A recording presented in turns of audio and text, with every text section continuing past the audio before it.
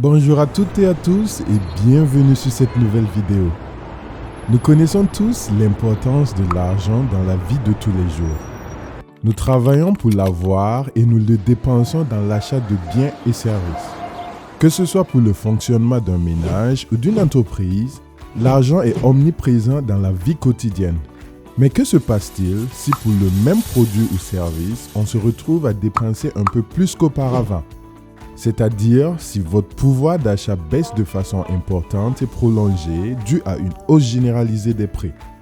Restez avec nous aujourd'hui, car vous saurez tout sur l'inflation.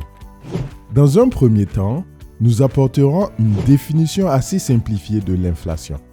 Puis nous aborderons les causes et enfin nous terminerons en évoquant ses conséquences sur les ménages, les entreprises et surtout l'économie mondiale. On commence. Définition. L'inflation peut se définir comme étant une augmentation durable et générale des prix des biens et services. En clair, vous déboursez quelques sous en plus pour l'achat d'un produit car son prix a augmenté. Cette augmentation des prix impacte de façon négative votre portefeuille car elle creuse dans votre budget de départ. Contrairement à l'inflation, une déflation est une baisse générale des prix sur l'ensemble des biens et services. Pour le consommateur, le coût de vie dépend justement du prix d'un grand nombre de ses biens et services.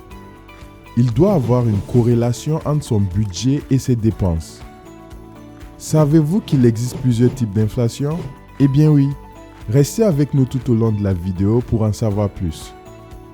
Les causes.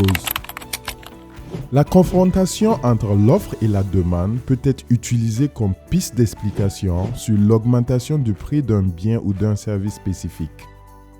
Mais cette explication ne peut être utilisée quand il s'agit d'une hausse généralisée. Ainsi, les causes de l'inflation ont donc fait l'objet d'explications variées avec les différents coûts économiques. Ils sont tous unanimes qu'elle est étroitement liée à l'activité économique. Nous pouvons dire que l'origine de l'inflation peut être causée par 4 grands facteurs. Le coût. L'inflation par coût implique une augmentation des coûts de production qui entraîne également une augmentation au niveau des prix de ces produits. La crise pétrolière qui a secoué le monde entier entre 1973 et 1979 est l'un des exemples types d'une inflation par coût. Ce type d'inflation contient un risque de spirale inflationniste. C'est-à-dire qu'elle provoque une hausse de prix des matières premières qui entraîne à son tour une hausse des salaires. Cet ajustement salarial conduit inévitablement à une augmentation des prix des produits et services. C'est ainsi que le phénomène s'auto-entretient. En langage facile, si le coût d'une matière devient trop cher pour une entreprise, celle-ci se retrouve à avoir plus de frais que prévu. Alors, pour avoir des bénéfices, l'entreprise augmente le prix de ses produits et le consommateur voit son pouvoir d'achat baisser puisqu'il ne peut plus avoir le produit au même prix. La demande. L'inflation par la demande est une hausse des prix induite par une demande globale excédentaire. La hausse de la demande peut être due à une hausse des salaires, du crédit, des dépenses publiques ou de la demande extérieure.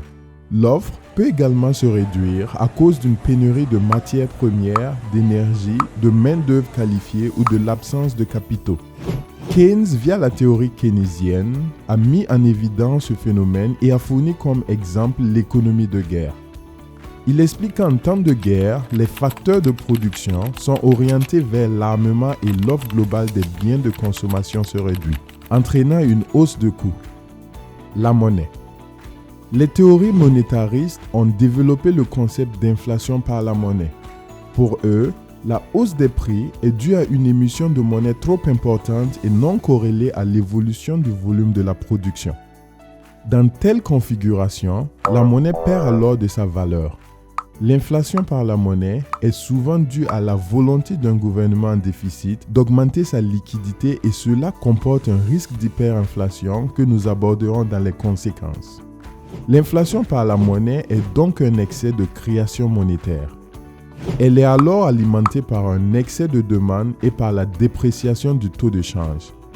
En langage facile, on peut expliquer l'inflation par la monnaie par le fait qu'on retrouve beaucoup plus de billets de banque et de pièces de monnaie qu'on devrait en avoir sur le marché. L'importé. Ce quatrième et dernier type d'inflation concerne les taux de change sur le marché mondial.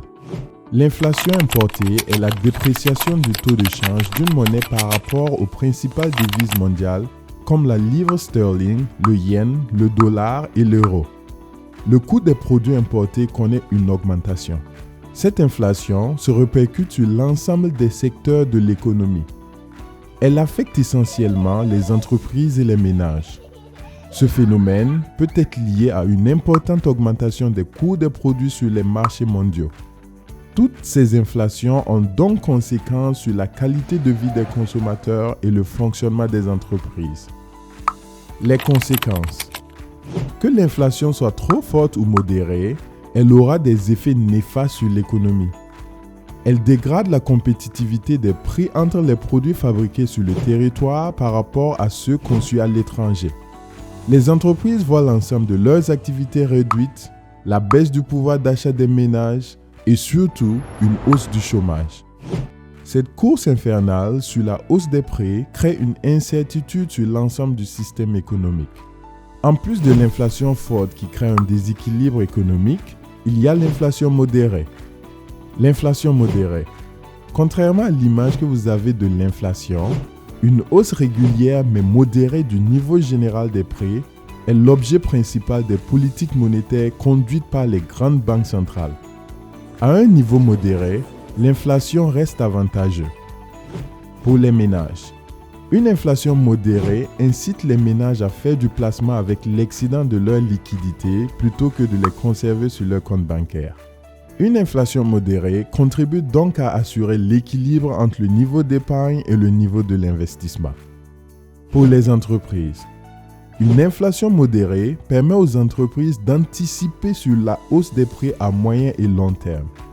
Cette anticipation favorise les prises de décision en matière d'investissement car elle réduit les incertitudes liées à la rentabilité future qu'il engendre. Pour les taux d'intérêt, une inflation modérée contribue à maintenir les taux d'intérêt à un niveau peu élevé, ce qui est favorable à la croissance économique car les ménages et les entreprises peuvent faire des emprunts. Une inflation forte. Une inflation trop forte a des répercussions dommageables pour l'économie tout entière.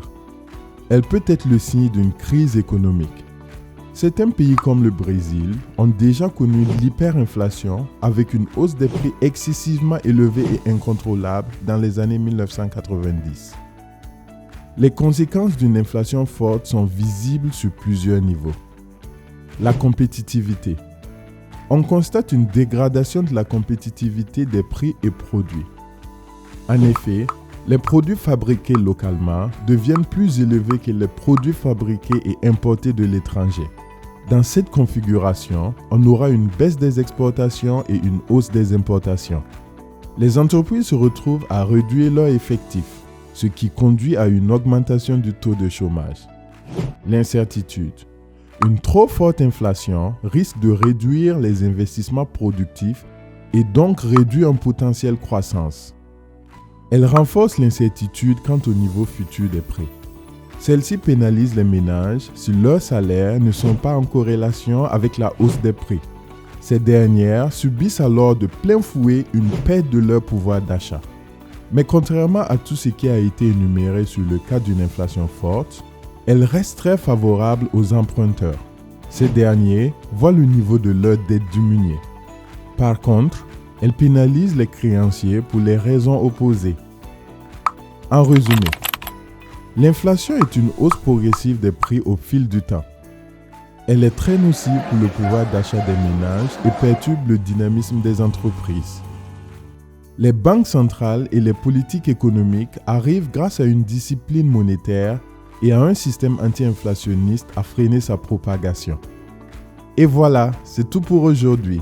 On espère que vous avez appris plein de choses sur l'inflation. N'oubliez pas de vous abonner, d'activer la cloche de notification et de nous laisser vos impressions en commentaire. À très bientôt. Reste curieux.